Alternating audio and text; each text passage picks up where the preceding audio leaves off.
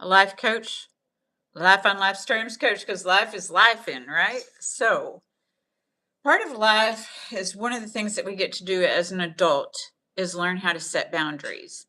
We talked about this Monday night in the live, about the need to set boundaries. If you grew up in dysfunction, you probably did not come from a place where they set boundaries.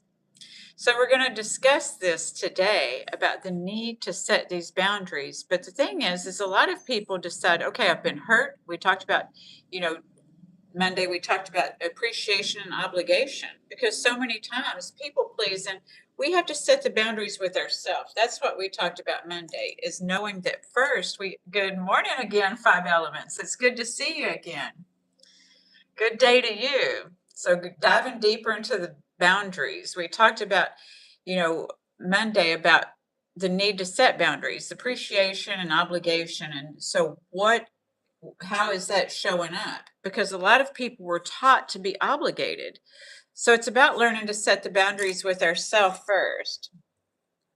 So that's what we talked about Monday. Because if we start twisting off on people all of a sudden, then they're going to think we've lost our mind. Because sometimes we did. So, as you heard earlier, boundaries are not rules and they're not, walls. That's not what a boundary is. So we're going to be talking about that this morning, about why there's a need to heal before we set boundaries and why processing comes first, because we want to set loving boundaries. I don't know if this light is helping or hurting. Let's see. Oh, that's a little better, right? I don't know. Anyway, so if the boundaries, it's just interesting, right? Playing with the light. I don't know if I think I get less of a glare on my glasses. So hopefully this will look fine and divine without that light because there was glare on the glasses. So I don't want to distract y'all with the glare on the glasses.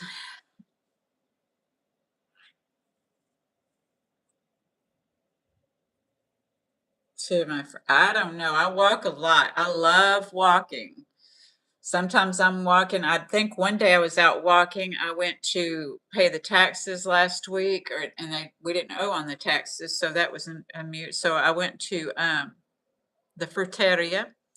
So I take everybody on fruits on the tours, and I was walking on Mother's Day. I went to breakfast with some friends. So yeah, I get out and take people on the field trip for the walk and everything down here in Puerto Morelos because it's really very calm. A lot of people, when they hear that I'm down here in Mexico, they're like, "Are you safe?" Because in America, they make it sound like Mexico is so dangerous, and it's not any more dangerous than any other place in the world. So, anyway, with every place in the world, there are places that you just don't want to go, you know? Yeah, yeah, yeah. They opened later. Hey, Robbie, how are you doing today? So we talked Monday night about setting boundaries for those I see some have come on. We talked Monday night about the need to set boundaries with ourselves first. Is spicy food's dangerous? I don't know. Drinking the water is dangerous down here. I have to order my water in. Sometimes I have to pause my lives for a minute and get my water because when the water gets here, you just got to stop. Yeah, thank you. Yes, yes, Bobby. That's right. The pizza used to be my favorite. I have a friend that makes pizza now, so he will bring me pizza sometimes. Since that place is closed. So we're talking about healing before boundaries, why processing comes first. So many people want to skip straight to setting boundaries that, they feel this pain. They want to skip straight to setting boundaries. It's like when you're in the step, I lost my audience here. So when we're in the step work, if you're in a 12-step, Robbie, if I felt any better, I would be dangerous. I have heard that. That's awesome, Robbie. I'm glad you're feeling great. Good deal. So hopefully today's boundaries talk will help you some more, because we talked about Monday about the need to setting boundaries for ourselves. But a lot of times it's like, how do I know? Because we second guess ourselves in some environments where we've been made to feel crazy, right?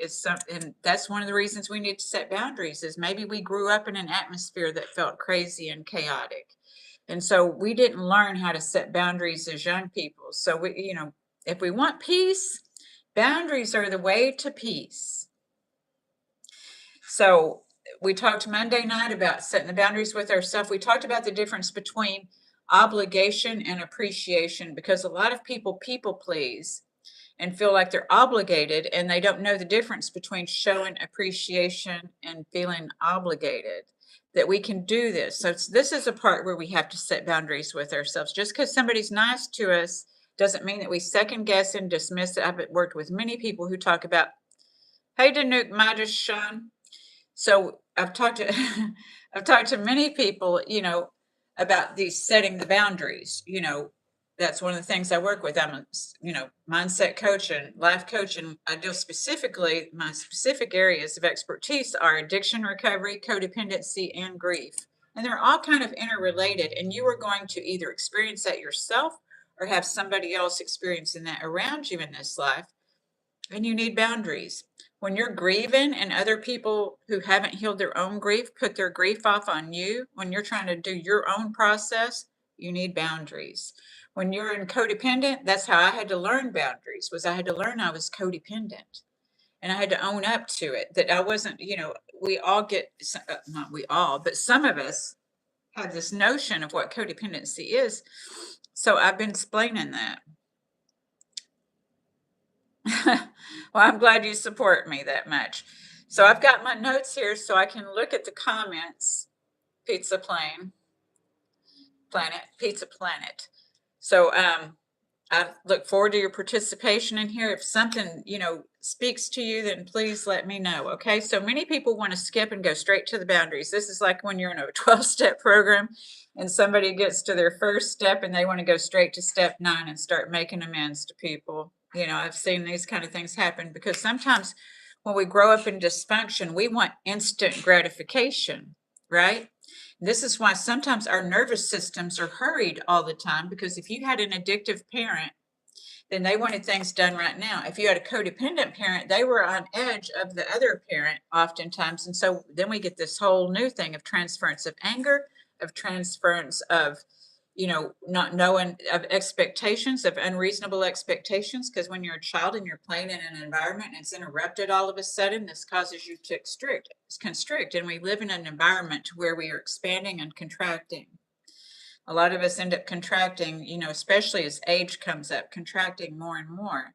But we want to live in peace. We want these things, but we just don't know how to get there. So that's why I come on here. That's the intention I set every day, is to help people understand how we can get to a place of peace. Now, as human beings, you're not going to stay in peace mode in nirvana, not until you go to heaven or go to wherever, your belief system tells you to go, because we are living life on life's terms. That's what I say. I'm a life on life's terms coach. So people want to skip the boundaries, learning the boundaries and processing their pain, and go straight to the script. Thank you for those hearts. Straight to the script. They want the words, the confidence, and the power. They want it right now, that instant gratification. But healing is a process, because we have to learn a lot that with the words that we say, there's an other side of the words that we say, and we haven't learned how to get there. That made me remember I forgot to get my, thank you for the hearts. I forgot to get my feeling wheel. We're going to get the feeling wheel. There's only one here, so hang on, and I'm going to go get the feeling wheel.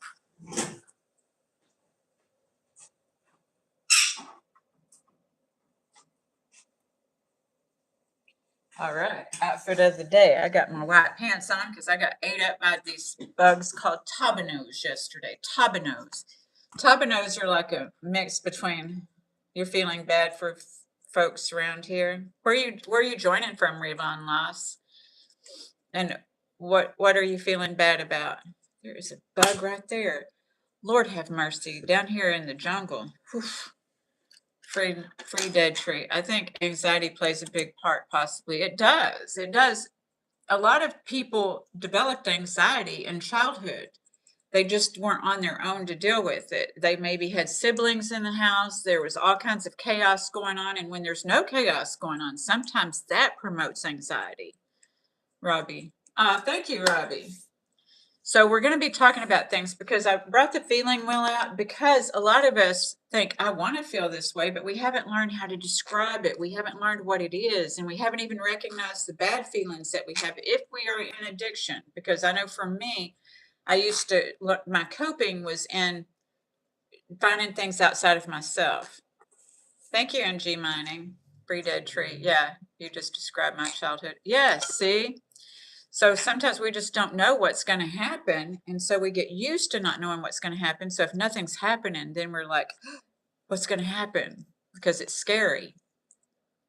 Yep, there's the Grinch. Grinch is Grinching. Okay.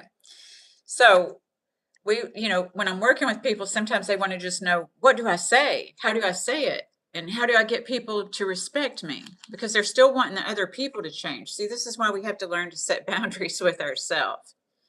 Because they're going to change when they change. They have to have a desire to change. We can't change them.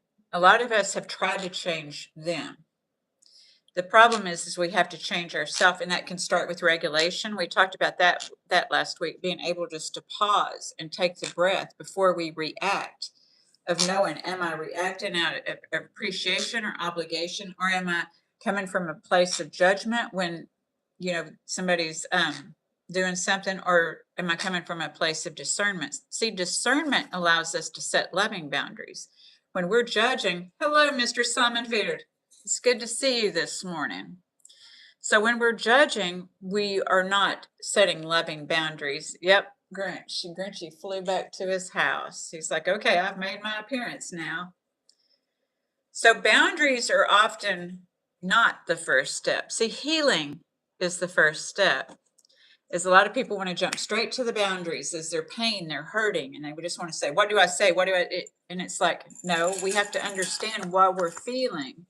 So then we can learn what we need to ask for in setting boundaries. See, low self-worth, a lot of times we're even afraid to ask for what it is we want. And sometimes we don't even know we don't know how to say it, and we don't know exactly what it is. When I was in therapy and I had relationship problems, she would say, Stacy, what do you want? And I would be like, because I never saw a healthy relationship modeled, so I didn't know what that looked like. So she's like, what do you want? And I was like, a deer in headlights.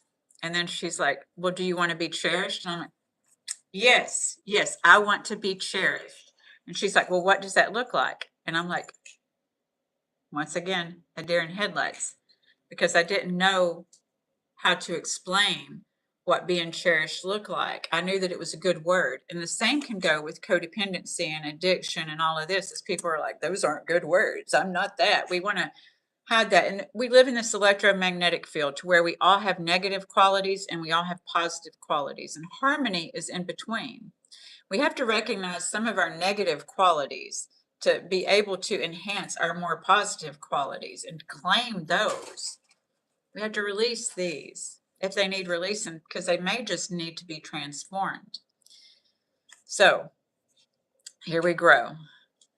Healing is healing is the first part, because before we can communicate clearly with others, we often first have to understand what is happening inside of ourselves. That's where these triggers come in, because we wouldn't perceive somebody as a villain or guilty. See, this is where judgment and victim villain stances come in. We wouldn't perceive somebody as villain or judgment if we didn't get triggered, right? So it's about understanding, where am I triggered? Where is this pain coming from? Is this real? Because sometimes people will tell you, we won't know when people say, oh, you're too sensitive, when we do try to set a boundary. Sometimes people say, oh, you're too sensitive, or I was just kidding. But if it's not funny, then it's not kidding. If only one person is laughing about it. See, I've had that before. And I said, that's not even funny.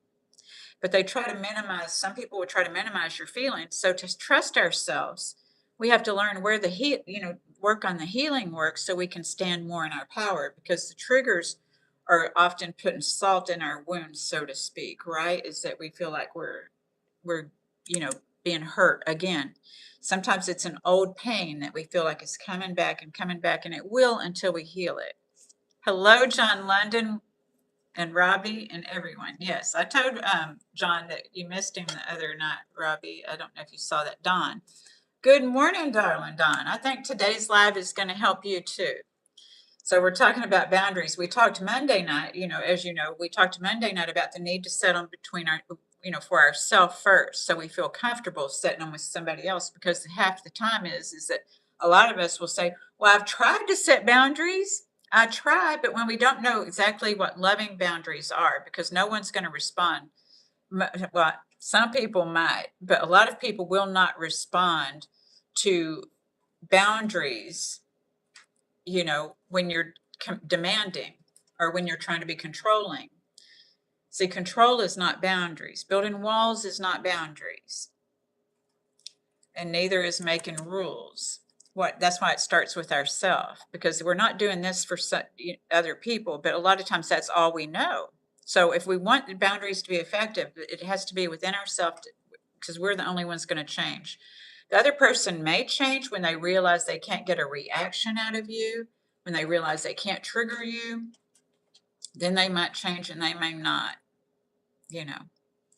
So back to my notes. I love seeing all y'all here this morning. Thank you. So many of us learned how to think, anticipate, analyze, perform, and protect. And so this is what we think we're supposed to do. That was what our perceptions told us. I was talking about perceptions earlier this morning on Facebook, and what we perceived when we were growing up was in the roles we played. We talked about the roles we played last week. Dawn, I was told, you're a grown woman, aren't you? Act like one. I said, you would never treat me like one. Yes, remember, were you here for that story time we had about a month ago where there was a man that he kept doing everything for the woman? And see, sometimes we do that in codependency, whether it's male or female. We'll do that in codependency, trying to get that inexpendability so that we aren't abandoned, right? And so sometimes they do that to build their security. They don't say, I'm doing this because I don't want to be abandoned. They're building it for their security, because we have these wounds that bump up against each other. And that's not very nice what he said. But we have to realize when we have been given people the power, because we teach people how to treat us. I know that may sound harsh, but we do teach people how to treat us. And when we give them too much power, and I used to give people too much power in my life. And so when we give them too much power, that's why I said we have to change to where we don't give them as much power, but we also have to be able to not second guess ourselves so that we're not going back and forth. Because I don't know if you're like me, Don, but I used to think I was setting boundaries, but I would always cave on them. I would always cave, so no one would believe me. And then when also I had my therapist asking me when I needed to break off things or to do things, she'd say, what are you afraid of?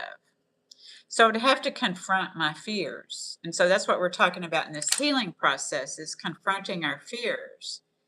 Where did they come from? That is a good answer, Don, though. But, we got to not let people have the power of our happiness. Robbie, what bothers me is when someone is hypersensitive on their own account, but callous when it comes to others, right? Yeah. Yeah. And I totally get it, Don. I totally understand, because my ex-husband did that too, would say things like, you're just like a child. I tell you things over and over and over. And it's like, I ain't supposed to mind him. I'm not a child. You talk to me, talking to you like a child. It's like, and this is why I do this, is because a lot of us, I have a video from way back, treating adults like children,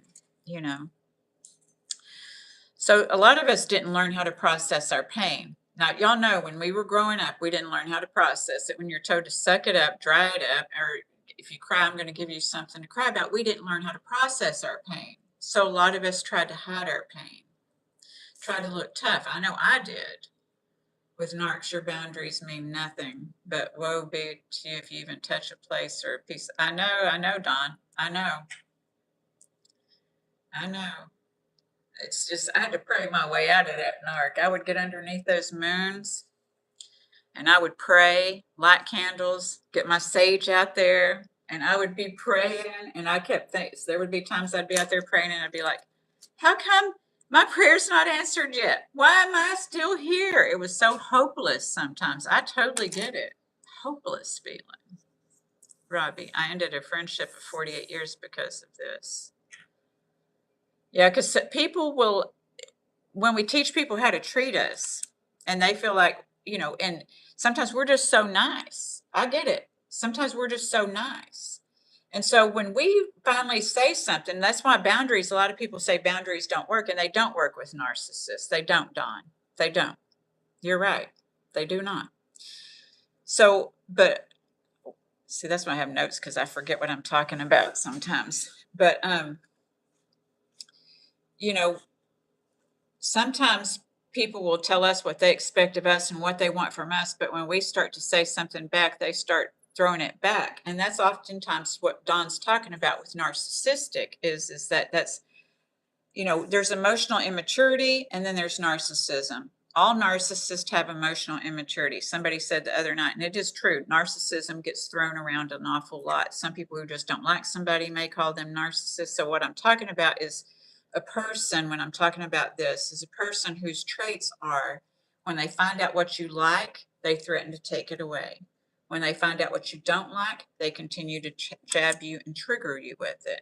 And when they like to have full control over your thought process. You don't get to have your own thoughts and you don't get to have your own feelings, because they will tell you what to think and how to feel. And this is why codependence goes so well with that, because codependents want to please people. And so that's part of it. Robbie, allowing people to stretch our boundaries is giving them the power. We must learn. Yes, we have to learn and to set loving boundaries.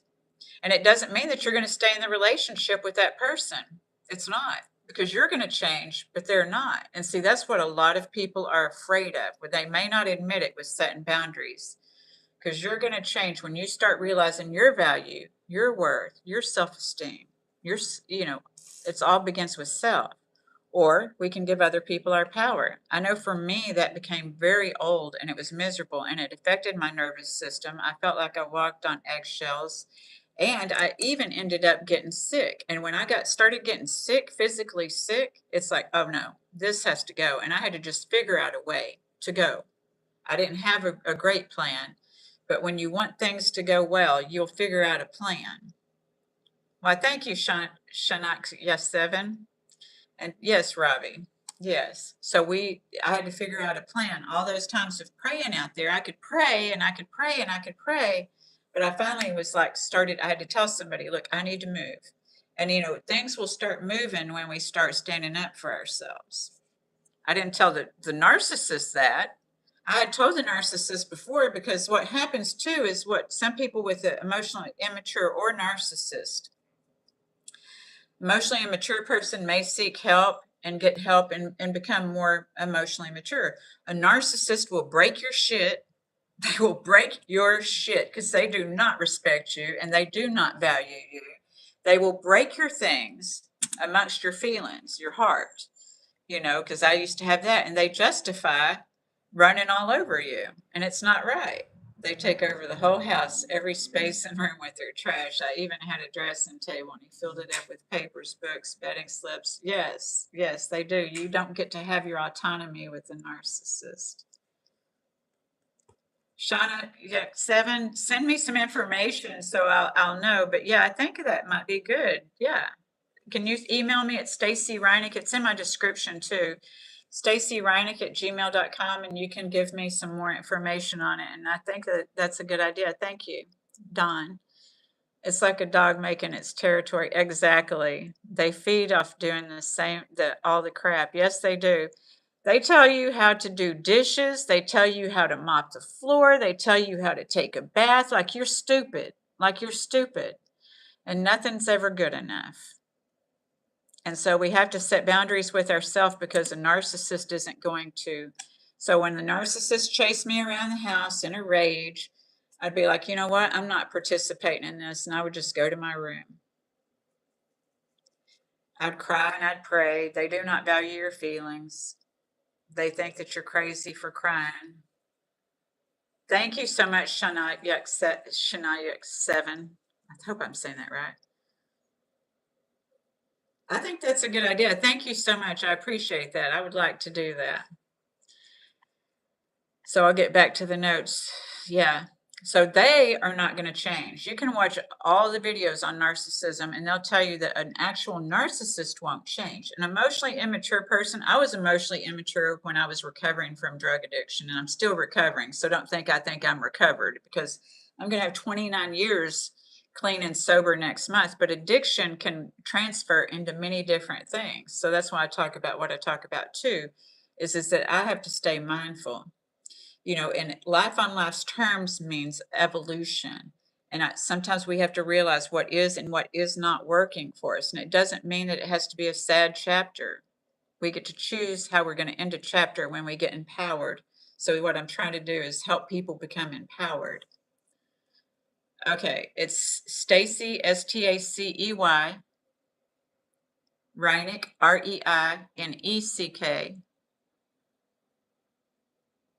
at gmail.com. So Don, even the bathroom, I could never get in. Yeah, I know. Thank you, JQ. So yeah, you don't have any privacy, any anonymity, and I used to like go to the therapy, and they are the problem. They're the problem. But I had to learn about myself, about what I can do about the problem, because they are not going to do anything. So I hope that this helps today, Don, in learning to set boundaries. I know. Thank you, Mr. Yates. I appreciate that. So let me get to the notes here. So we didn't learn how to process our feelings, is what I'm saying. Last week we talked about childhood trauma, the ACE test, how childhood trauma shows up, and sometimes people choose to cope with an addiction because they don't know any better. We all didn't know any better, or we would do better. So in taking the journey to the process to our self, selves, and soul, we get to learn to accept ourselves, and that helps us to accept other people. But it doesn't mean that we won't need boundaries with other people just because I accept that this is the way the person is. I can choose. This is what I want to do. I know, Don. I know.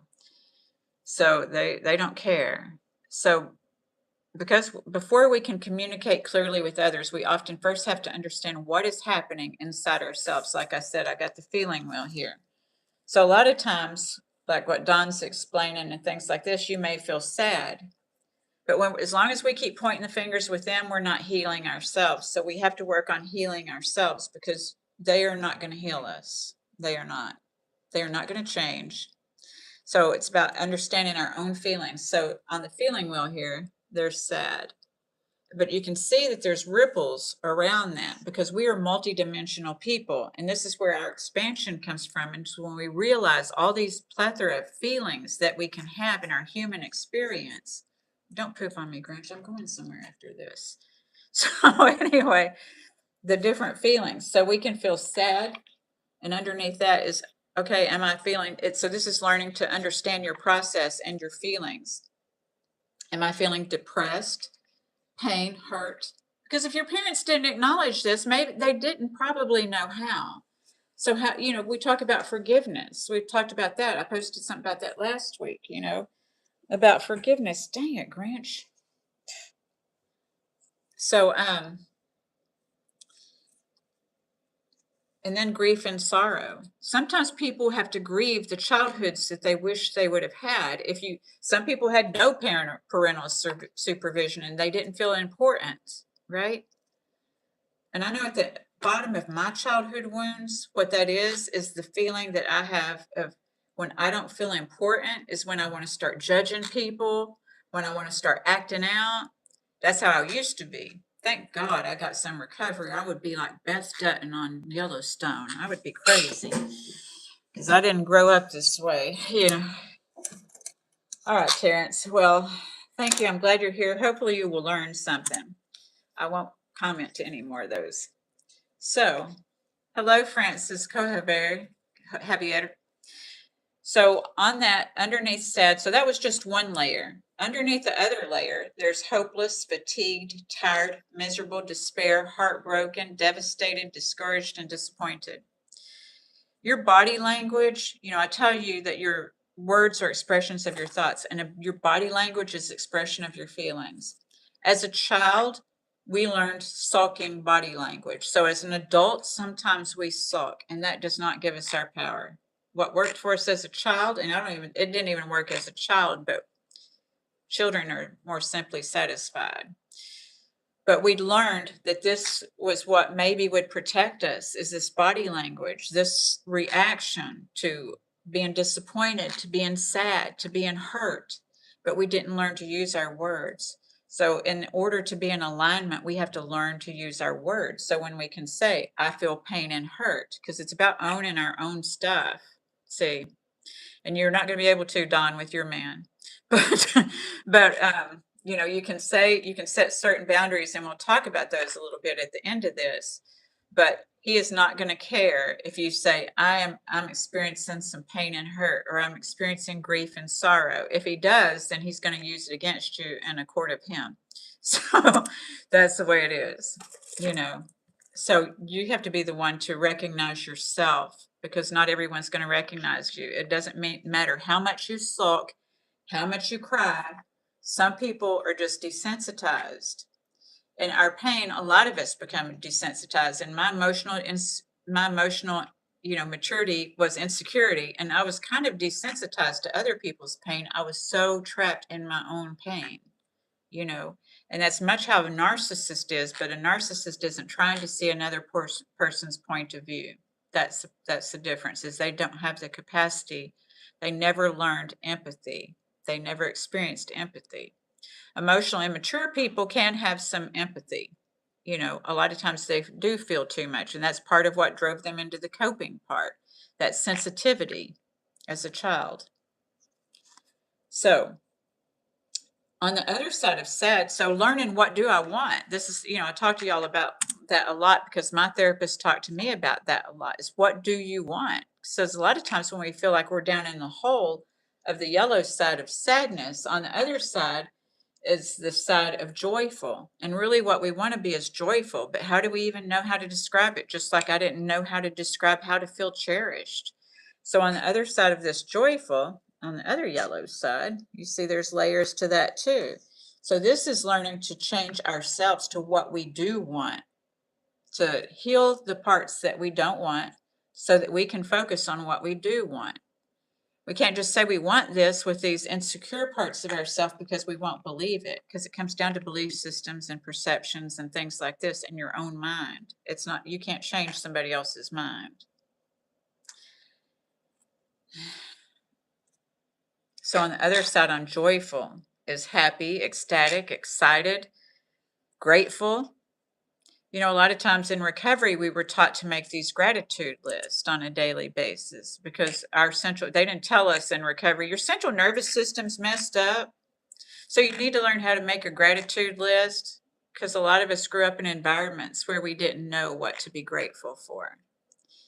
You know, you might have even grown up in a religious environment that talked about gratitude, but you might have felt so much shame that it outweighed any kind of gratitude that you could have. Or you might have felt like your feelings couldn't be recognized because you were supposed to be grateful when you were in pain. And so we have to have a measure of both so that we can have that balance or harmony. I don't know so much about balance anymore, because I don't like to talk about balance too much, because balance, things are going to change. They just are. You're not going to get to this plateau to where it's balanced all the time, because somebody's going to do something, because you don't have control over other people.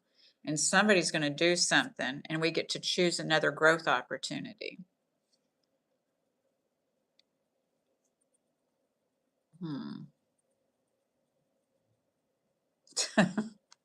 I wonder what Don was responding to. Okay, so we didn't learn how to process our feelings. We learned how to stay in our heads. And this is why we were anticipating and strategizing all the time, because that's coming from our mind. Pirate lady, exactly. I do look like a pirate lady right now, don't I, with the parrot and the black and white stripes? So we learned how to predict outcomes. That's what we wanted to do, is predict outcomes. We were trying to anticipate, strategize. We learned how to manage our perceptions, not to get too excited on the joyful side of the feeling wheel, right? Is we didn't want to get too joyful, because then we would be let down. So we tried to protect ourselves from being let down. This is what I'm talking about, boundaries with ourselves. And then we prepare for disappointment, right? We're afraid to hope for good stuff because we prepare for disappointment. But the reality is even though we're afraid to, we do hope for it, and we still get buried deeper and deeper in disappointment. I got buried in disappointment myself on Mother's Day. It happens. This is life on life's terms. It's not personal. I mean, it's our reaction and our response to it is personal. I'm not saying we're ever supposed to go numb. We're gonna have feelings. It's being able to feel comfortable having our feelings and not projecting our feelings onto someone else, or not having an expectation that somebody else is gonna respect our feelings, because not everybody does. And so this is where boundaries are needed, is so we know the difference. Because people who are benefiting from your lack of boundaries, they're going to think you lost your mind when you start setting boundaries. You might get verbally abused for trying to set some boundaries, even if they're loving. If people are, very comfortable in disrespecting you, and some people do get comfortable disrespecting you.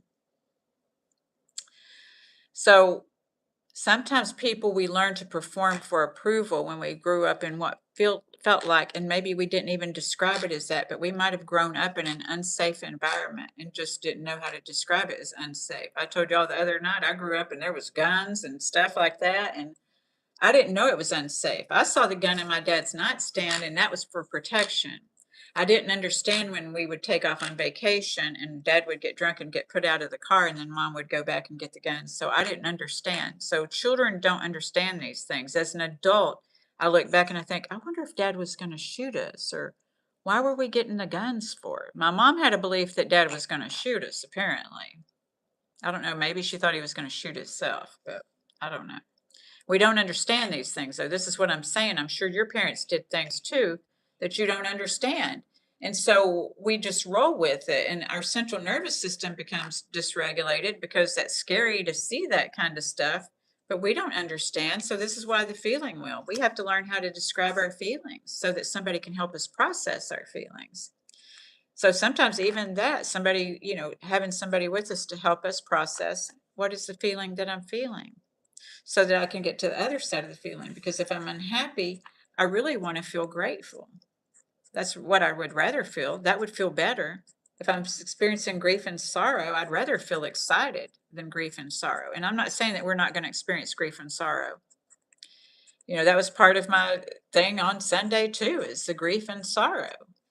And it comes and it goes. So it's, how do I regulate and how do I process it without coming out sideways at other people, because it's not their problem. And a lot of us are experiencing people who come out sideways at us because they don't know how to regulate. It's not us. So this is when I'm saying about taking things personal. It's personal. Your feelings about it are personal to you. But with somebody behaving the way that they do, that's just how they behave. See, that's the wisdom to know the difference, that you don't have any control over how somebody else behaves. You have control over what you will accept. But first, learning to set the boundaries with yourself will help you to feel comfortable setting a boundary. And then if they don't respect it, then you get to make choices. And that's most of the time what people are afraid of, is having to make that choice. Because they're afraid, because that central nervous system, fear and pain and the abandonment, that somebody's going to leave when they make a choice. It's all a lesson to be learned and to grow. Absolutely, Mr. Yates.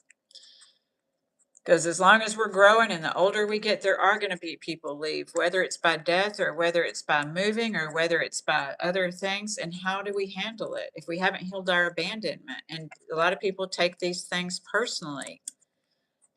And when we understand, like what I learned in codependency, what's my will, God's will, and somebody else's will, then I understand I have no control over another person's will.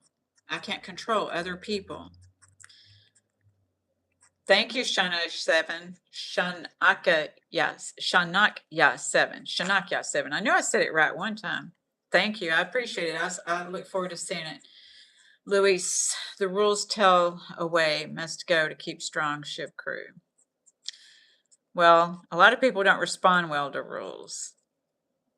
I know even in the 12-step group, we don't have rules, we have suggestions, because a lot of us, when we talked about last week about the different roles that we played, caretakers, and they will certainly abide by the rules, the caretakers, but then some people turn to a rebel. Sometimes we're so good all the time trying to please people that we get angry, and then we just go to the other end. I know I did. I went to the rebel end myself. So if I would have gone into one of those 12-step rules and felt like 12-step programs and thought there was a lot of rules there, I probably would not have stayed. And I'm going to have 29 years next month. So, I don't know. Boundaries aren't rules. Loving boundaries are stating what I want, what I need, and what I desire, and what I will and will not what I will and will not deal with, what I can't handle. If somebody's talking to me disrespectfully, I may set a boundary once and say, look, I really don't like when you speak to me like that. Now, if they're narcissist, they don't care. They don't care if you say, I really don't like the way you speak to me like that, because then they'll turn it on you and they'll say, really? Yeah, well, I don't like the way you speak to me like that. You probably, if you want a regulatory system, you probably need to leave, but not everybody can leave. So that's why I suggest Dr. Ramani and Dr. Les Carter. Because I know for me, staying in that, once I start getting sick, if any relationship, if I start getting physically ill because I have to cope going gray rock, because going gray rock is not natural.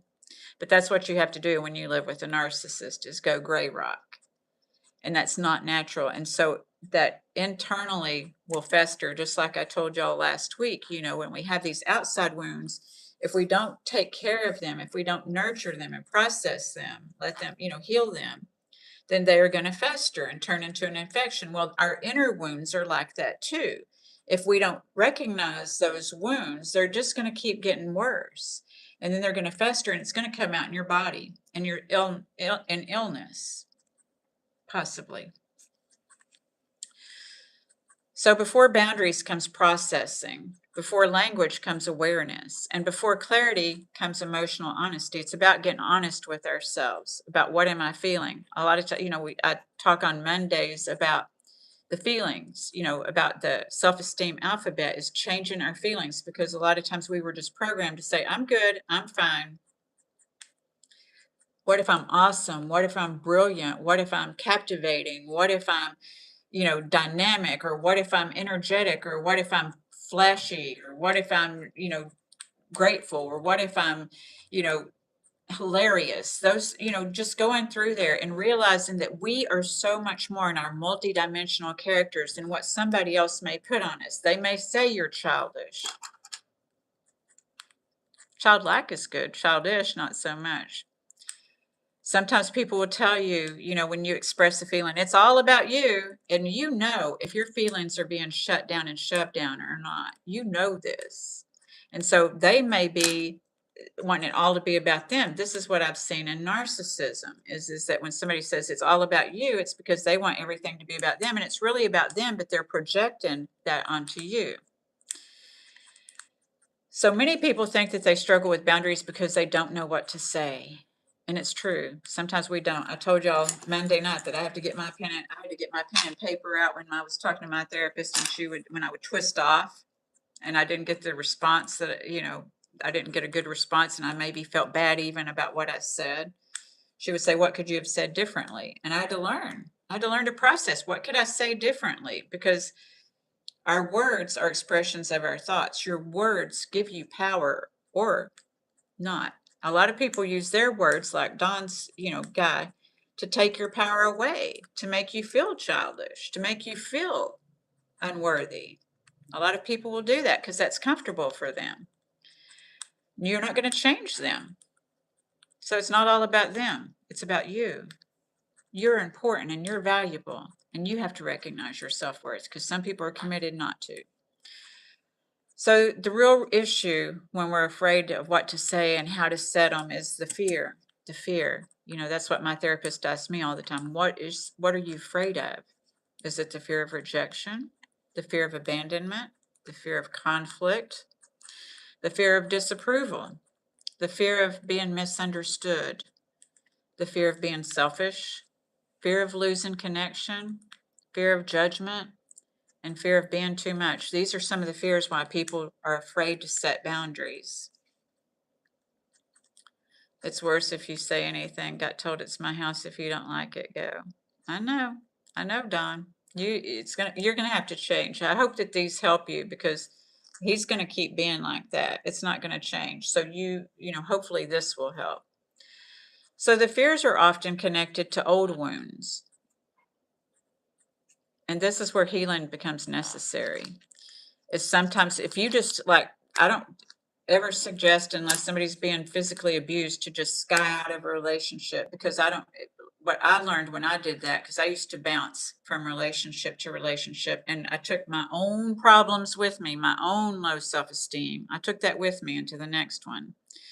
So we are mirrors to each other. And oftentimes, in the beginning of relationships, we see each other's goodness and we think that we're getting love from the other person, but we're both expressions of love. We both have that in us. Then, usually about 3 months down the road, we both start seeing these flaws within each other and these uncertainties. And those are really where people learn to heal their wounds. That's not to say you can stay with that person or not, because that person would have to be committed to healing their wounds too.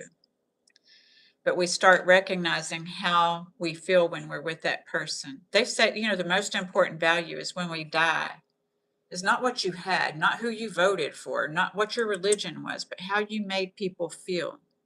How people felt when they were around you is the most valuable thing that people have when they leave this earth. And so when we're not projecting that you need to make me feel a certain way, but that we are all in this together. See, that's unity and community, and that's what I try to create here. And that's why I'm so proud of y'all, because I see y'all doing that here. Because it's not some of this other stuff just isn't going to matter. How we treat ourselves is a reflection of how we treat others, and how we allow others to treat us is a reflection of how we feel about ourselves on some level. And we can heal ourselves, but we can't change anyone else unless they want to help change it. And we can't change them. They have to, that desire has to change them. We're curious of, all right. Greetings, Sokar, but I'm not dealing with this today. Bye-bye. All right. I went 4 times the places I went were like a frying pan out of a fryer. I know that's the thing, Don, is you have to do the healing, darling. That's why I say don't just necessarily bounce out of the relationship unless it's physically abusive, because we will tend until we heal it here. Because I kept getting into the same thing, and it wasn't about them. Sometimes it got to be an improvement. It wasn't about them. When I recognized one wound, then it's like, okay, I can set a boundary with this wound. But the problem is a lot of us have several wounds. And so until we look at these inner wounds that we have, we won't pick a healthy relationship if we don't know what healthy looks like.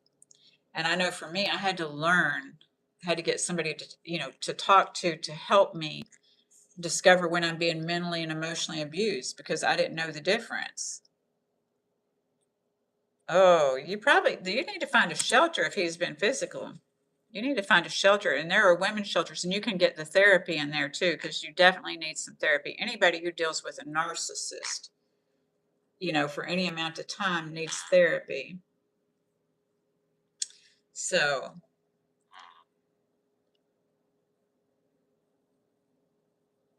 all right. Anyway, all right. Young goat, welcome here. We're not talking about me being a lover or a fighter today. We're talking about boundaries. So I hope that you're able to enjoy it. Did you go to the shelter, Don? Because we have to keep trying, because you're worth it. You're worth it. You need to keep trying.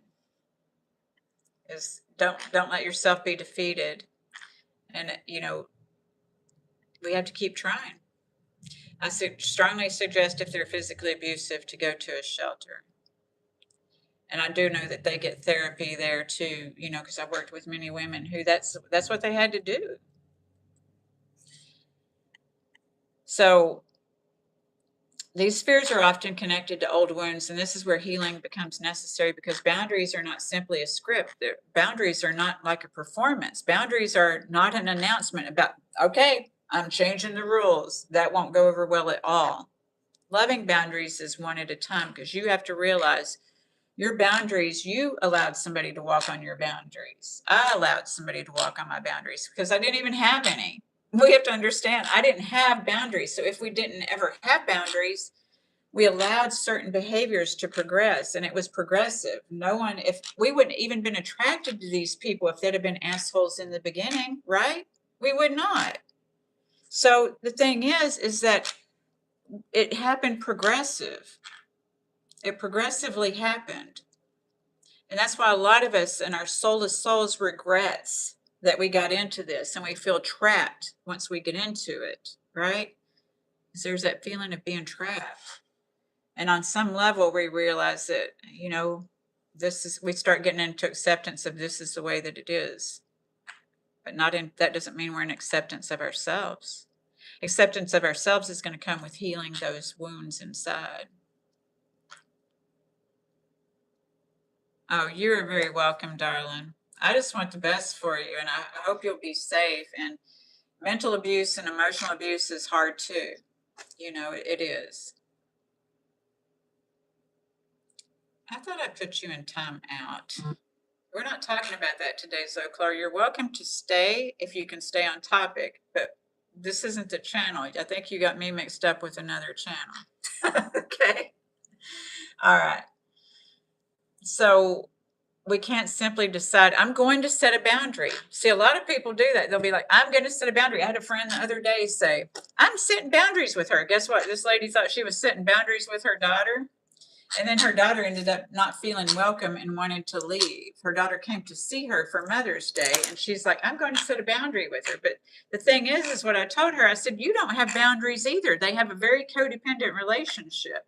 And I'm like, you don't have boundaries either, because she wants her daughter to do what she wants her daughter to do when she wants her to do it. But then let her daughter take her phone charger, and she's like blowing a gasket. And so I had to get on to her. I'm like, you know what? This isn't healthy. You don't have a healthy, don't project that onto her, because she was projecting that onto her.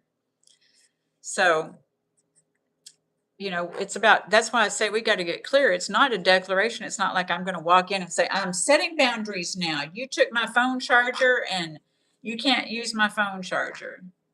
Loving boundaries say, hey, Angie, it's good to see you. I'm glad you joined. Loving boundaries would say, that one could go in 24 hours. That was just uncalled for. So I'm setting a boundary. So anyway, thank you. Thank you, Angie. I know it is a place and space, and I thought I put him in timeout for 30 minutes, but he's about to go in timeout if he keeps talking about that, because that's interrupting, and it's not on topic. He's on the wrong channel. But if he could get some out of this, that would be great. So we make a dramatic, yeah, thank you, Thunder 97. I kind of suspected. So making a dramatic declaration, saying I'm setting boundaries now, it's all going to change. That's our false esteem. If you go setting boundaries from a false esteem, you're going to back down because it's not real. What we want to do is set loving and real, tangible boundaries. These are thoughtful, not reactive, thoughtful boundaries. So that's why I said Monday night that we need to pause before we set a boundary, rather than all of a sudden, because this is why, I don't know about y'all, but when I would think I was setting boundaries, because I grew up where there was, violent boundaries. And so when I thought I would be setting a boundary about, I'm not going to accept this anymore, and then I accepted it again, and then I accepted it again. Then I, did it again. All right.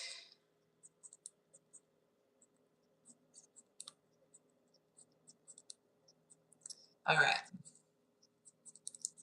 I hope the bird didn't. He already took it a few places. This isn't my taking a shit statue clothes. I do have some taking a shit statue clothes. Thank you, though, Donnie. So we're not making a dramatic declaration on this and expect we'll automatically feel powerful. That's false esteem.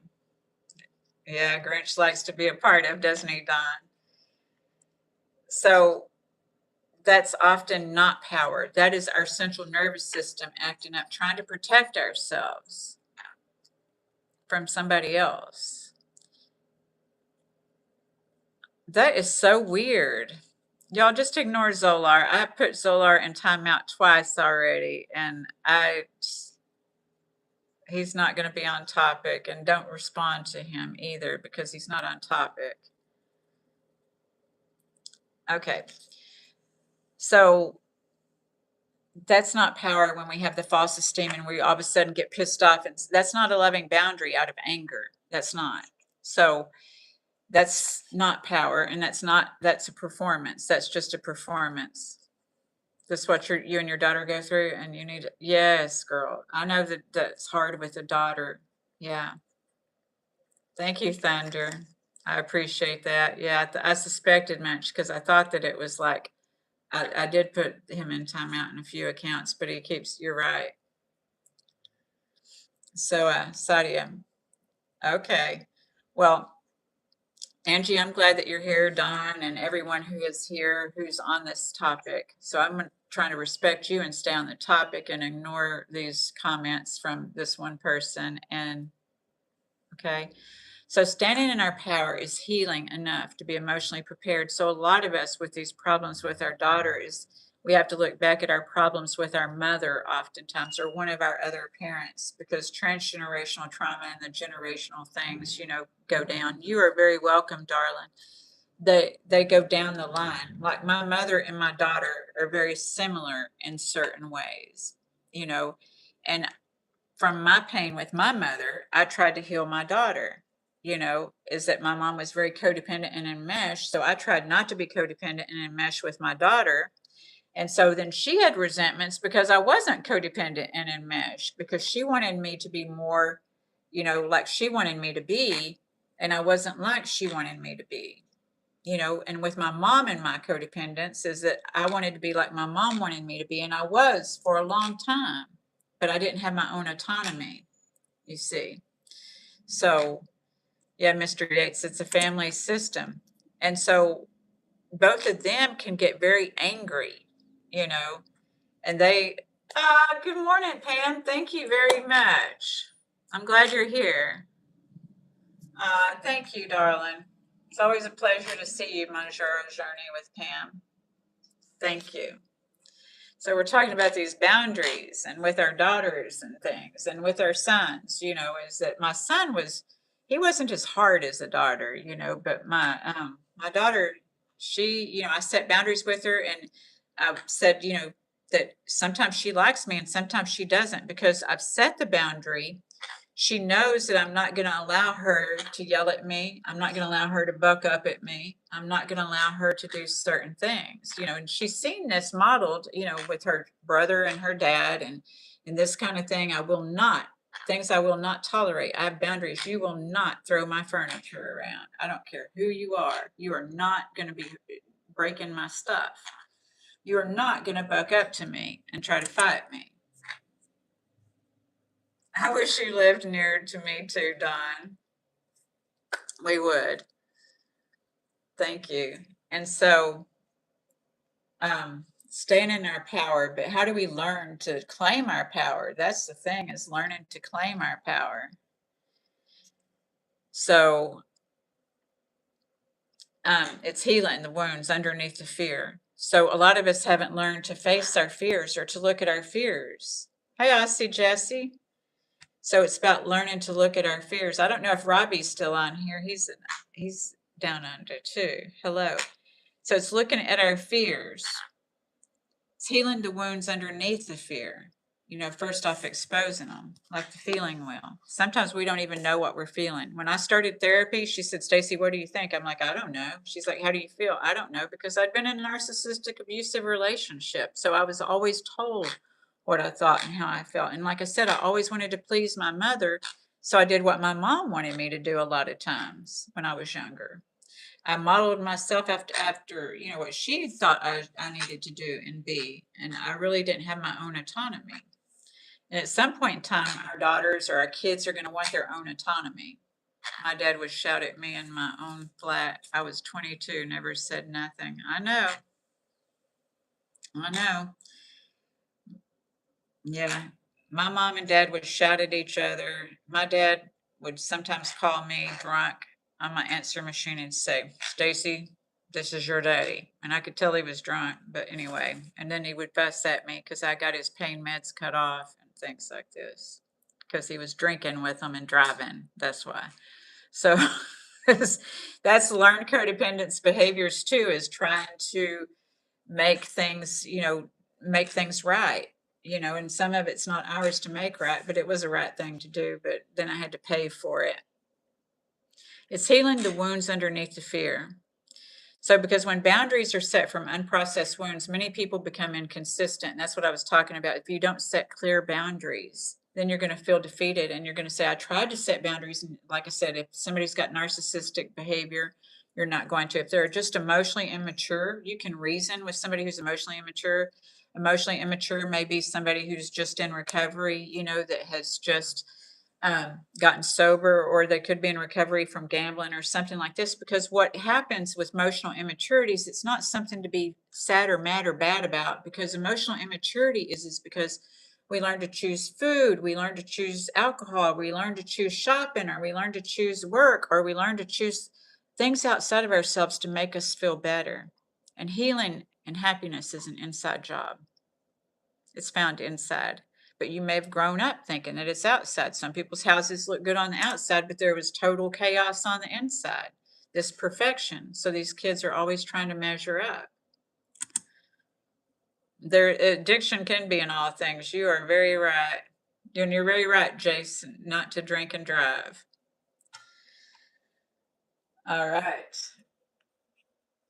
So when we go back and forth and are wishy-washy in our boundaries, we feel weak and we feel less than. I know I did. I felt weak and I felt less than because it seemed like nothing I ever tried would work.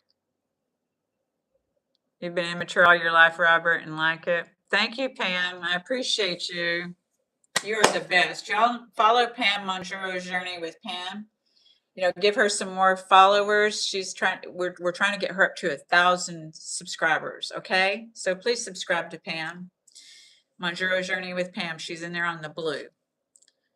Would you one day talk about dealing with someone with the traits of borderline personality? I will try to talk about that. I don't know that I know. See, the thing is that I'm not a clinician. I don't clinically deal with people. I just help other people deal with some of these things. And so I can talk about dealing with it, but I can't tell you the things about that.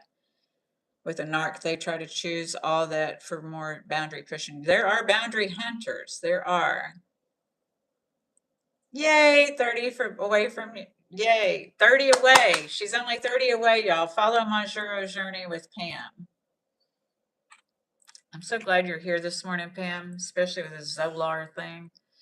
So, when we go back and forth and we're wishy-washy and second guess ourselves, we're going to get our power from not being wishy-washy and going back and forth. We can't claim that power. I know, right? We need the watch hours. Exactly.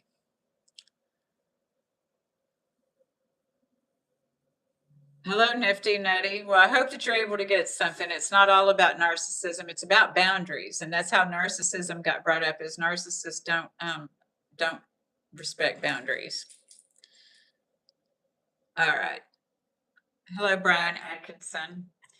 So if we go back and forth, we're wishy-washy, second guess ourselves, collapse under guilt, because some people will guilt you. We might have grown up. Angie, I'm sure you get guilted. You know, sometimes we get guilted in these codependent relationships. So, you know, learning to heal the guilt, because sometimes it was guilt from childhood. We have unearned guilt. And if we don't heal the unearned guilt, we won't know what the earned guilt is. Does that make sense, y'all? So we have to heal the unearned guilt. Yes, I know. I know. So, you know, we'll become reactive if we don't consider these things, or explode after tolerating too much for too long. We talked about that Monday night, about how when we kept putting up and putting up and putting up, then, you know, it just kept happening. So why? Because they were not emotionally prepared for the discomfort that boundaries would naturally bring. See, so sometimes when you decide to even set a loving boundary and be like, you know what, when you talk to me like that, I'm not going to participate. Then they may be like, you're not going to participate. Hell, you never participate. Some people are going to tell you that, right? And then you're going to be like, you just go to your room. They're not going to respect your boundary. That means that's disrespecting your boundary.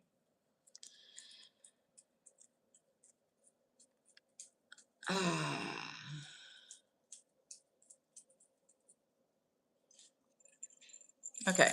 Yep. The guilt trip after all I've done for you. That's right. That's what they'll do. So they're not going to be emotionally prepared for it. So this is why I say we have to start off little by little, because they're taking your power away, happen little by little.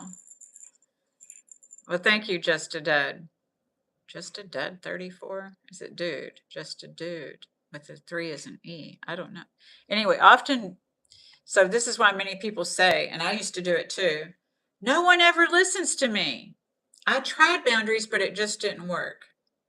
Because some people are committed to disrespecting your boundaries. Some people are just boundary hunters. They just are. And they're not going to respect your boundaries. What they are is a catalyst for your growth. You can know this isn't about me, because we think when somebody doesn't respect our boundaries that we're not worthy. And we think that it's about us, but it's not about us because somebody won't respect our boundaries. It's about them that they don't respect our boundaries. So we have to ask ourselves, do I want a life with a person who's committed to not respecting my boundaries? But we have to feel secure in that, right? And how do we get there? Thank you, Pam. And y'all subscribe to Pam too, please. She's only 30 away. All right. So back to the notes. I'm not going to comment on these. What our topic is today is boundaries.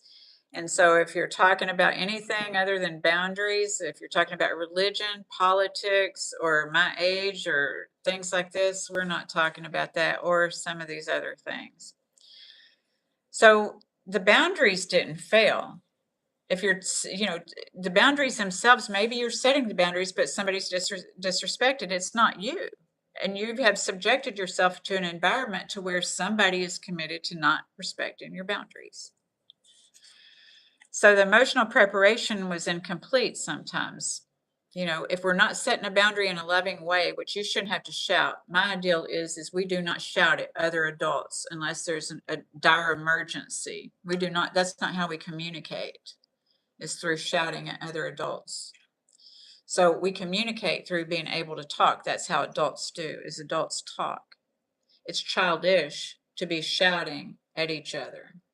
And I don't know about, if anyone with their daughters. With my daughter, it would get to shouting, and I did have to set a boundary. She doesn't shout at me anymore, but sometimes I feel punished because she won't see me sometimes. But at the same time, I have to get in harmony with it, because would seeing her mean that I had to be, now, not every time is she's not like that with me anymore, because I set the boundaries with her. But sometimes I just don't get to see her, because there's times when she doesn't like me, and when she doesn't like me, I'm not going to be subjected to her punishment, because I'm a grown-ass adult. And so she is not allowed to punish me. Although she may think it's punishing me by not seeing me, and it does hurt my feelings. But it would hurt my feelings if I did see her and if I allowed her to run over my boundaries. Does that make sense, y'all? Because I know I'm not the only one dealing with that. Greetings, my glove. Thank you for coming in while you're on your break. Yeah, we've had crazy shouting and fighting. Not physically, thank God. It's come closer. I know. My daughter did me, and it's like, and I could take her down because I'm a 2nd-degree black belt. So I could take her down even though she's taller than me. But that's not what I'm trying to teach. I did that with my dad. I got up in his face and I bucked up to my dad. And so sometimes I think, oh, Stacy, this is just karma coming back at you, with my daughter when she gets in her, and I think, oh, Stacy, this is just karmic, because she, and I don't do that. My dad, when I bucked up to my dad, he grabbed my hair and put me down to the ground. My daughter, I could buckle her up and put her down on the ground, but I don't, because I told her when she tried to buck up to me, I'm like, that's not what we do. That's not how we communicate. I'm not doing that. That's where we get to draw the line. That's where we get to break a cycle and interrupt a pattern. And that's what I did. And that's what I'm doing. And sometimes it hurts. Sometimes it hurts. Yes, you got to protect yourself. Everyone should have their safe place, a boundary that shouldn't be crossed. Absolutely. So if we don't respect ourselves, no one else will respect us. That's the thing. And self-respect. So it's about learning to come with ourselves, set the boundaries with ourselves first about this is not what I'm going to tolerate. This is what, thank you. Everybody, I've been removing him several times. He's liable to come back, Pam. He's liable to come back with another account. We've had to deal with him all morning. I wish that they would get rid of that. But yeah, he's come back. I put him in timeout too. Thank you, though. He's one that's not going to respect our boundaries, right? So, emotional support is often important. We got to have emotional support because we can feel crazy through trying to set boundaries with people who are committed to not respecting them. Had a guy recently tick me off thinking he's being funny. There's what I want to do, tick him off. Yet I'm taking the higher road, staying away from where he hangs. That's a great idea, Muglov. Exactly. We do not need to subject ourselves to that. Is we do not need to subject, my therapist told me when I'm dealing with all of this with the ex and the daughter, she's like, Stacy, it is not spiritual to be abused. It's not spiritual to be abused, y'all. A lot of times we may think, this is why I say forgiveness is a very important thing, because forgiveness doesn't mean subjecting ourselves to pain over and over and over again. Set the boundary, and then we just do our thing, stay in our court. Don't wait for them they might respect your boundary. They may not respect your boundary. Don't think you're getting controlled by, setting a boundary. That's why I say the boundary has to be set with us. Am I going to allow myself to be subject to pain? Am I going to allow myself to be subject to verbal abuse? Am I going to allow myself to be subject to mental and emotional abuse? So setting the boundary with myself, I am not going to subject myself to this.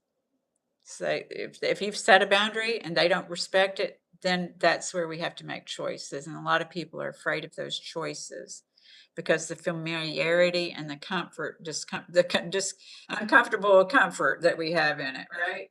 Don, as you get older, it does get harder. It is.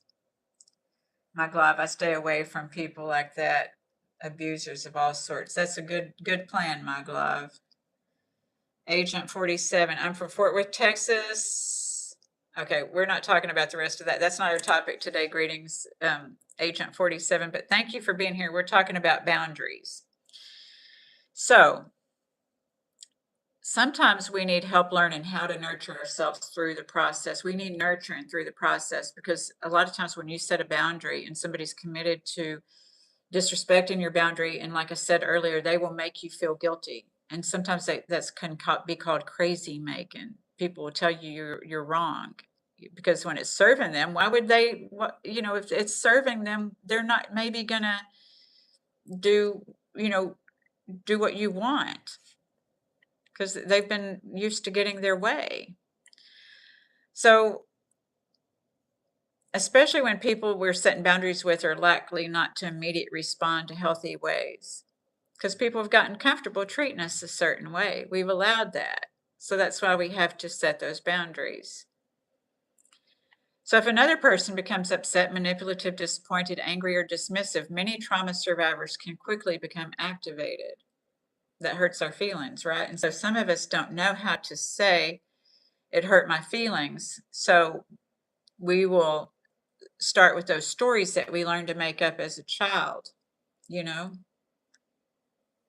So we have to, that's when we start learning how to process, is learning how am I rationalizing, justifying, or am I making up these feelings, or what am I doing? Because sometimes we've learned how to try to make sense out of things that don't make sense, and we have to retrain our brain to see things as they are, rather than the way that we want them to be.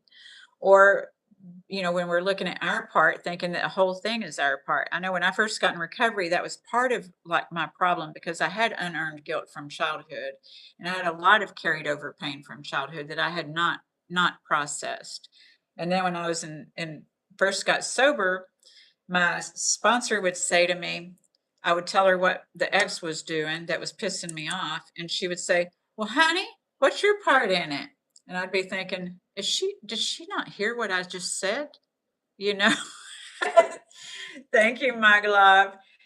And I didn't know what my part was, so I kept taking the blame, and people will be comfortable with you taking the blame, but inside, when we're taking blame on, I don't know about y'all, but I felt like I was dying when I was taking the blame all the time. There was a part of my soul that felt like I was dying because that wasn't who I was. That was some of the shit pushed down on my soul so that I didn't know how to express my feelings. So, um,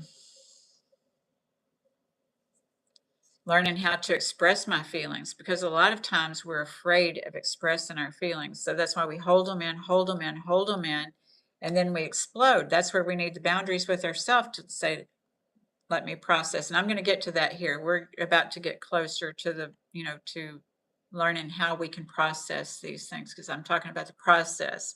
I'm going to tell you how. So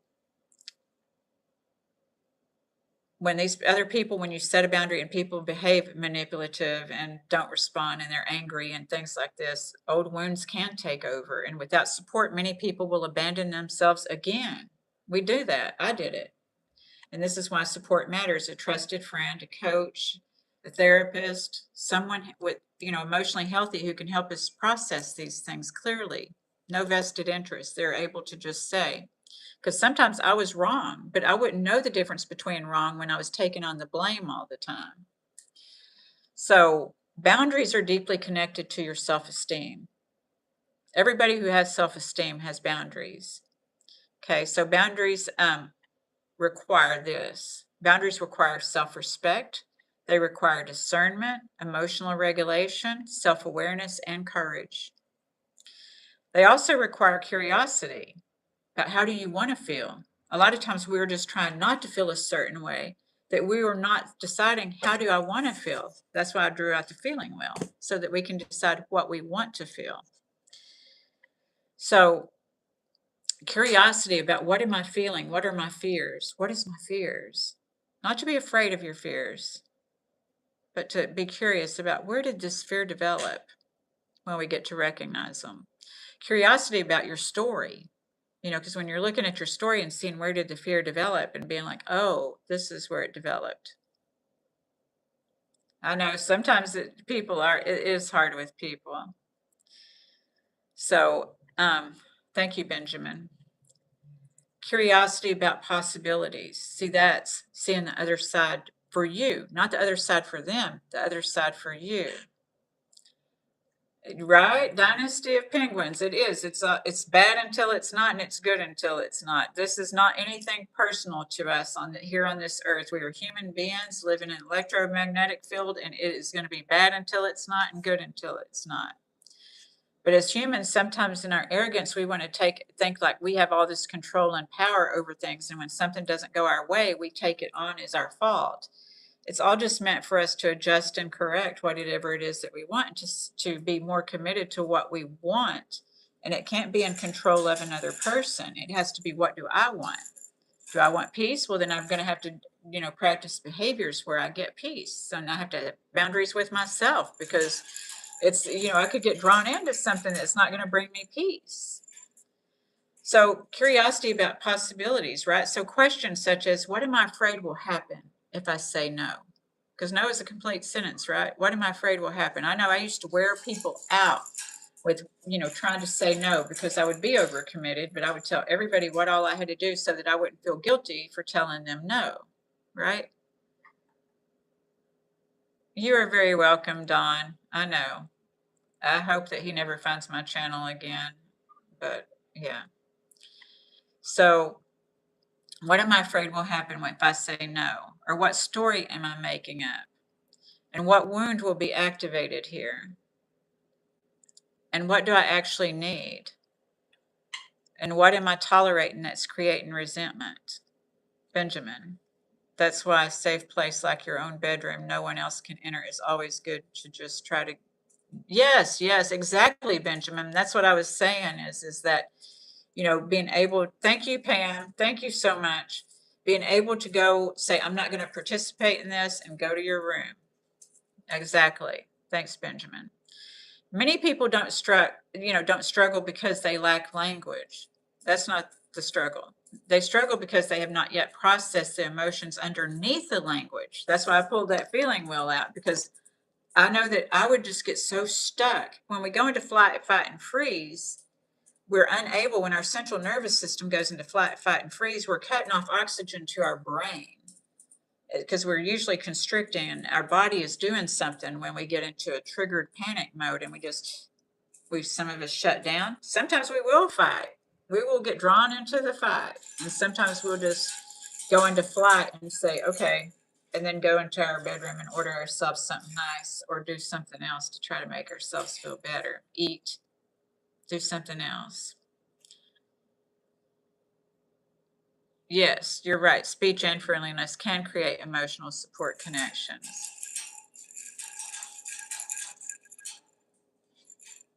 Well, Wayne, yeah, it could be, but how much peace, how free do you want to be, and how much peace do you want? Speaking is superior.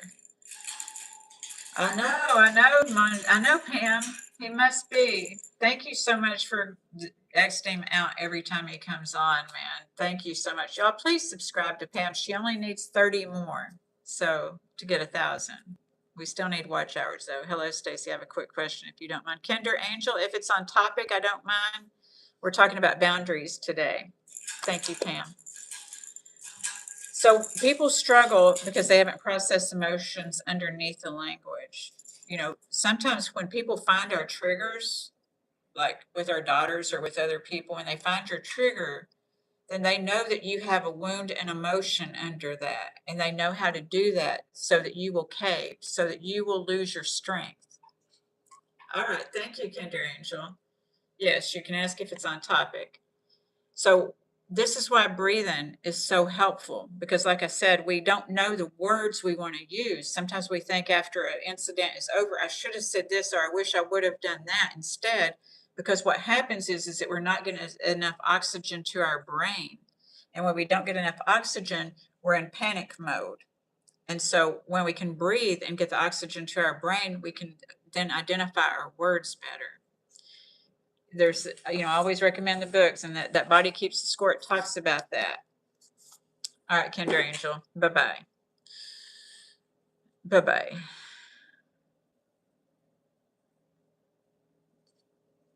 All right. So breathing helps us return to the present moment. Trauma often pulls us back into the past. So we're afraid again. So we're afraid again. That's what I mean, is we may not be able to identify what we're feeling, but we know we're afraid, but we don't even maybe know we're afraid. We're just like, I don't know what to do. All right, Wayne. Okay. Well, thanks, Wayne. So fear often projects us into the future, right? As we're afraid of what happened yesterday is going to happen tomorrow. And nothing changes till it does change. So if we get in fear and we do the same thing over and over, the same thing will happen over and over. So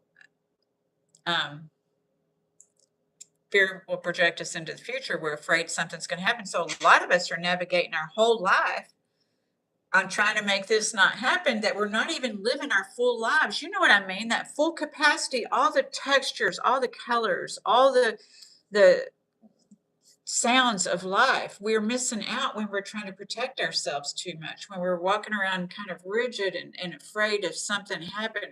I know that I have, and I didn't. Some things, yes, saying out loud can prevent fighting. Yes. We must speak for ourselves. So breathing brings us back to the present moment, back to now. So then we can clarify, am I getting upset over a past wound, or is this really thrown off, right? Because we end up second guessing ourselves. If we haven't healed a wound and we're reacting to it and it's a past wound, and so somebody says something and it sounds similar or it reminds us of another time, but maybe what they're saying isn't bad, but the way that our memory has picked it up in the database may sound bad. And then sometimes people are actually saying something bad, and if we were verbally abused, we won't even know that it's bad. So this is why healing is so important. So back to now. Breathing brings us back to now, back to what's actually happening right now. Am I safe? Because when you quit breathing, When you get triggered and you quit breathing, that's your central nervous system saying, I need to protect myself. I don't feel safe. Even though you may not be saying that mentally, your body is saying that. Well, happy birthday, Dixon Mayes.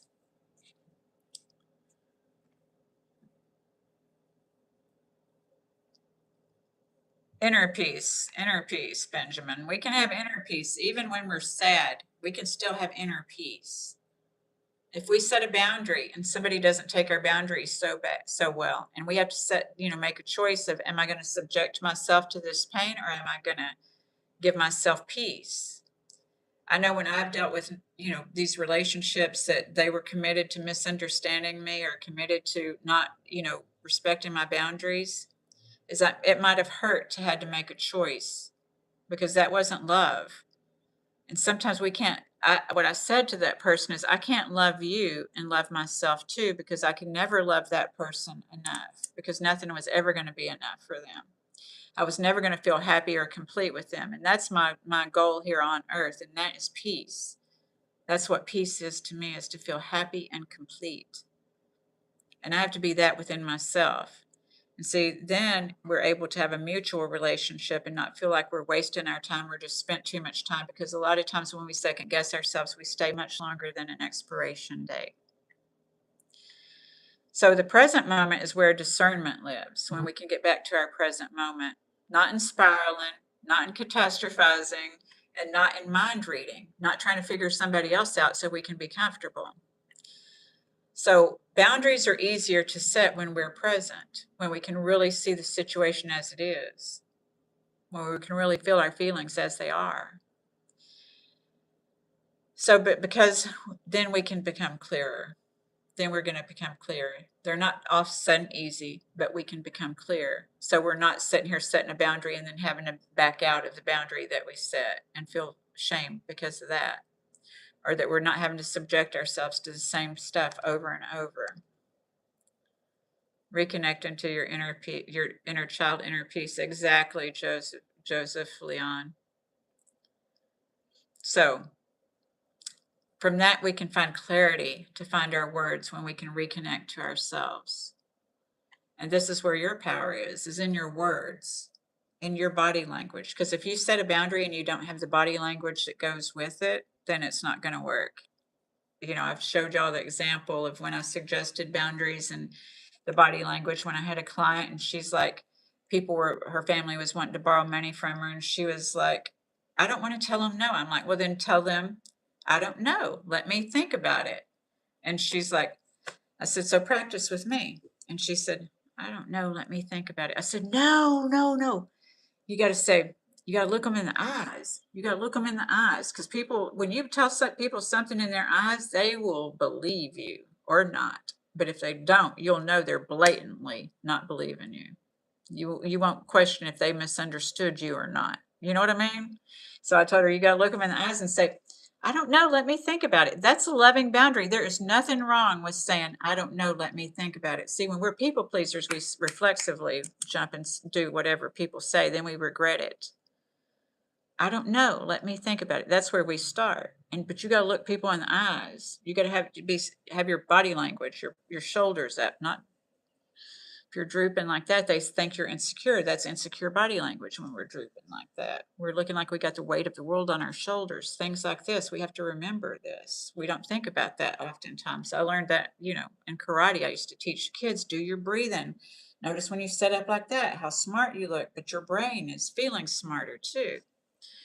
So from that clarity, we can begin finding our words. This is where your power is, not in shutting people out, not just going into flight and shutting people out, not in just becoming defensive into fight, and not in controlling others. You can't control other people, but in learning to communicate clearly, lovingly, and honestly. And if you are controlling other people, they aren't feeling respected, and you're not respecting them if you're trying to control other people.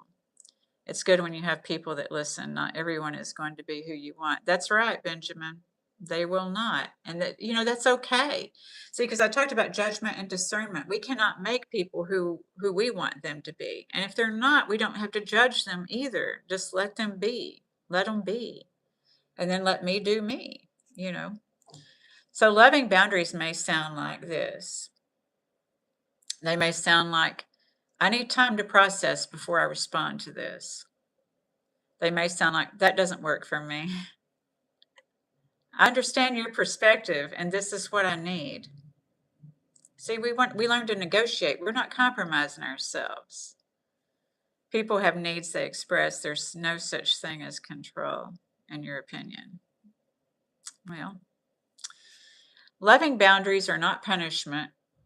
Oh, I forgot to give you, I have a few more examples. And so if you're in a relationship with somebody who you are scared to communicate with, say, I care about this relationship and I need to communicate honestly. Make sure you're, looking them in the eyes. I'm willing to continue this conversation when we can both speak respectfully. If it turns into a yelling match, then say, I'm willing to continue this when we can speak respectively. Used to make my daughter mad when she was a little girl because she would, yell at me as a little girl, and I would say, you know what? I want to hear what you have to say, but you need to go to your room till you calm down, and then we can talk about it. So loving boundaries are not punishment.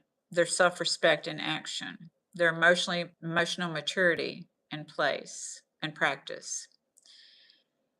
And this is why healing comes before boundaries, so that we feel comfortable setting our boundaries.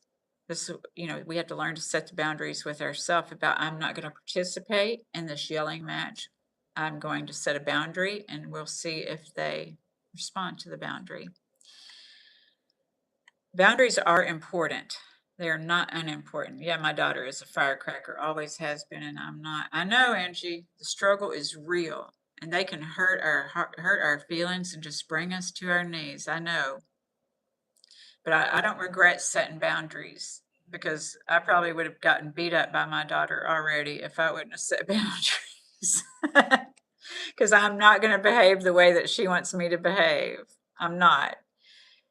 I would have to, when I went to school, when she was in middle school, I would have to wear shirts up to here because these guy friends would talk about me when I went up in the school to look at her stuff or whatever. And so I would have to wear shirts up to here.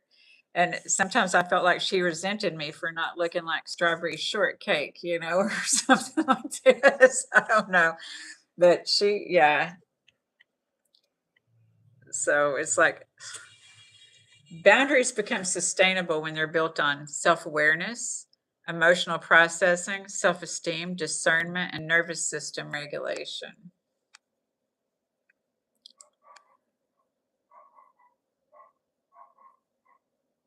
Yes, Angie. Yeah, I'm not perfect at setting this. I hope I hope that someday I can sit down with my daughter and we can talk about and process some things. But I don't. It's you can tell when it's going to be safe and when it's not. Benjamin. I love everyone until you break my boundaries. The problem is my boundaries are low and you can't do so much. I don't care. Just don't piss off my nan or mess with my money. Well, there you go. Leo, I'm from Fort Worth, Texas, but I'm sitting near Cancun, Mexico at this time. We should encourage love and sympathy in our species. Yes, Joseph Leon. Yes. That's what I try to do, is to help us, because sometimes we need to love ourselves, you know, not just sometimes. We need to love ourselves, because then we can give genuine, authentic, and love, and we can also be comfortable in our essence of who we are, without feeling like we've got to perform for somebody or something else. So, yeah. So, nervous system regulation is helpful when, these boundaries are built on that nervous system. We're able to stop and pause and, to speak in a normal tone rather than getting in that shouting match when they try to trigger us. So, otherwise, boundaries can become reactive, inconsistent, guilt ridden. I know sometimes, when I used to try to set boundaries, I would be guilt ridden, about. So healing helps us stay grounded. Healing helps us stay present. And therapy is very important, Angie. You are very right.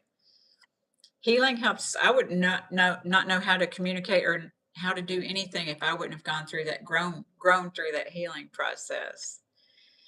Healing helps us stay present. Healing helps us to tolerate the discomfort of protecting ourselves, of setting those boundaries and disappointing others, because they're going to be disappointed when we decide we're going to set boundaries, when we're not willing to live up to their rules, when we want to be authentic, when we want to be autonomous, when we want to be ourselves. Some people aren't comfortable with that. This is where true power lives. And a lot of those people are never going to be comfortable with anybody else being anything other than a puppet. So there's nothing you can do for some people. So not in controlling others, not in making big announcements. That's not a boundary. Not in proving anything, but in learning to stay with yourself. This is where you're learning self-love, self-respect, self-worth. Hear yourself, trust yourself, and communicate clearly. Healing first, then boundaries, and then we begin finding our voice. Okay. So many people tell me they struggle with boundaries, and they know that they need them. They know that certain relationships, behaviors, and conversations and patterns are not working for them. But when it comes to actually setting a boundary, they freeze. They're afraid that if they set a boundary, they're going to hurt somebody else's feelings. So it's like telling yourself, okay, I'm okay hurting my feelings as long as I don't hurt somebody else's feelings. And what that does is it wears down on your soul, because you were meant to feel your feelings and to heal your feelings and to celebrate your feelings. We should not isolate ourselves socially. No, we should not. I like that saying, and I've shared this before, that I used to worry about when I walked into a room if they would like me. And now I walk in the room and wonder if I would like them, because I'm not going to like everybody and I'm not going to dislike everybody. And when I dislike somebody, it doesn't have to be with judgment. It can be like, I don't relate with those people, and that's all. And it doesn't mean that they're relating anything bad. Sometimes they may have a higher intelligence and IQ than I do, and I just don't feel comfortable relating with those people if they're talking about Uranus or something like that, right? So I'm not going to want to be around them. So I'm going to want to be around people who are sitting there exploring other people and talking about themselves and talking about, different things. So when it comes to actually setting a boundary, some people will freeze. They'll overthink, they'll feel guilty, they'll second guess themselves and worry about how the other person will react. And then ask, why is this so hard for me? Let me read the comments. We should not ask. Okay, you're gorgeous. Well, thank you, Don.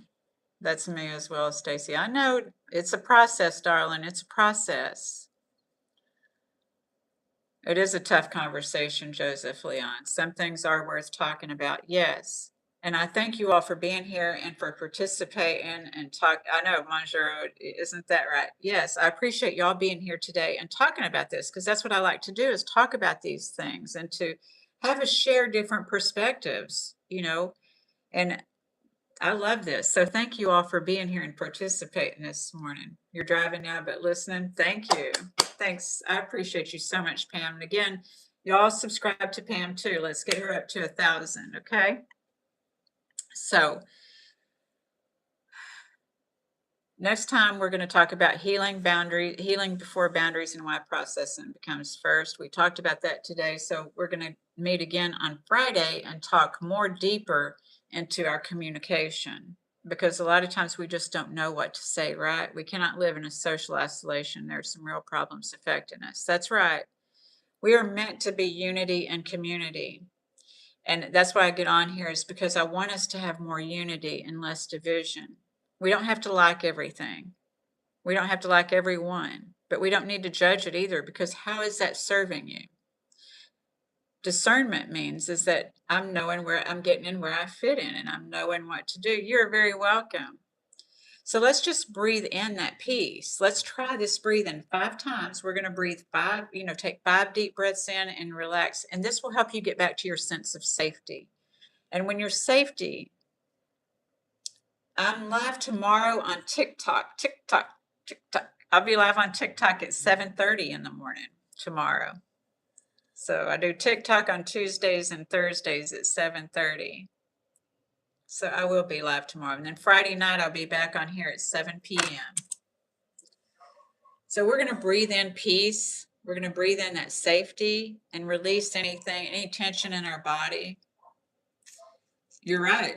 We'll betray ourselves. We don't want to betray ourselves when we say, when we don't speak up. So we're going to learn more Friday night. We're going to talk more about how to speak up and what, no understanding. That's all I've ever done is, I know, right? Is when we say, I don't want them to feel rejected. I don't want them to feel hurt. Well, is it okay if I feel rejected and hurt? We don't think about that because we haven't learned to consider ourselves, have we, Angie? All right. So let's get ready to breathe, darlings. And I hope y'all will join me Friday night on here. Like I said, I'm on TikTok. I don't even know what my channel is on TikTok. I don't even know. You can probably find me looking under Stacy Renee. All right. So I'll see y'all Friday night, but we're not going yet. Let's breathe 5 times, y'all. Is anybody here? We got 4 in the house. 4 in the house. Let's breathe, darlings. So let's just breathe in that peace and safety. Take a deep breath in, fill up your tummy, shoulders will rise, your throat's open, your head's up high. Breathe. Hold it.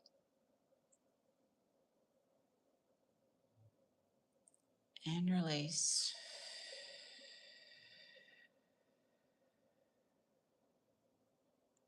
Gently and slowly out of your mouth. Breathe in.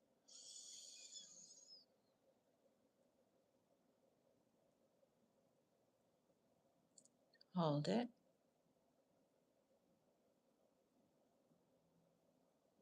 Release.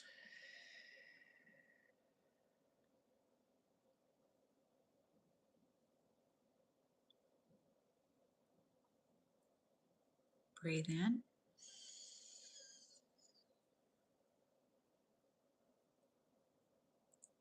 Hold it.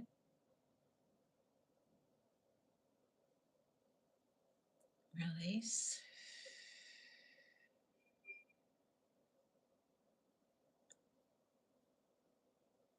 Just 2 more. Breathe in.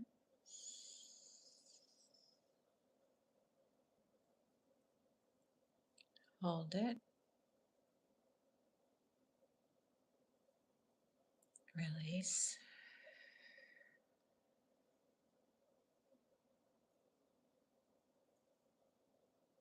Last one. Breathe.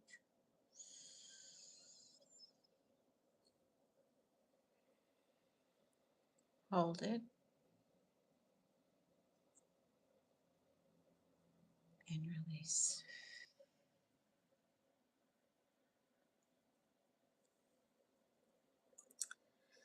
All right. Thank y'all so much. You almost suffocated, Benjamin. Well, yes, say ah.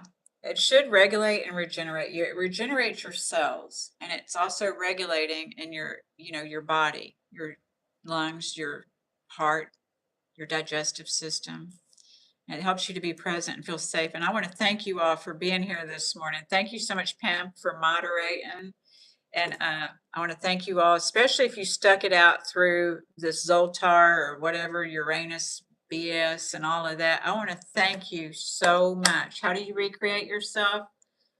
That'll be another YouTube. I'm done for today, JD Doula, but I thank you for coming in here, and I thank you all for joining. If you haven't subscribed to this channel, please subscribe to this channel, and I'd encourage you to subscribe to Monjuro Journey with Pam. And then also, I appreciate you once again, those of you who have subscribed and those who subscribe today and those who will subscribe in the future. I know you got here late. I'll be back on here at 7 p.m. on Friday night, Central Standard Time, okay? All right. Thank you all so much. I appreciate you. If you need one-on-one sessions or are interested in my workshop or program, please see my email in the description. Thank you so much, and y'all have a great day. All right. Bye.